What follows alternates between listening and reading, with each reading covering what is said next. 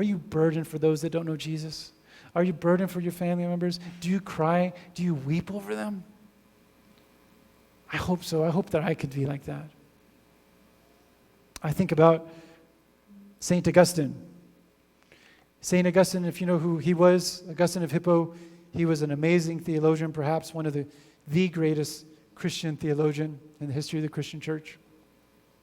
He was the guy that was pretty much the pastor when Rome collapsed. When the Empire of Rome collapsed, people were going to Augustine asking for advice. If you believe in original sin, if you believe in free will, it's Augustine that fleshed that out in the scriptures. An amazing, amazing man. But one thing about Augustine that we might not know is that Augustine didn't become a Christian until like his early 30s. And so he lived most of his, up until his 30s, he lived his own life. And it was a very immoral life. And he even got caught up in a cult. And he was very promiscuous. He's quoted, famously known for quoting, "Lord, give me chastity, but not yet." That's what he said. That's what Augustine is famous for. And he just wrestled with that most of his life. But Augustine said, you know who prayed for him most of his life while he was lost? His mom. His mom.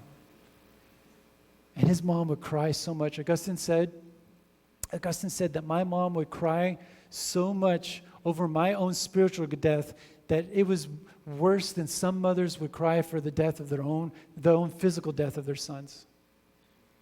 He says, that's how much my mom would pray for me. And Augustine's mom, she once went to a pastor, a bishop, and said, please speak to my son, Augustine.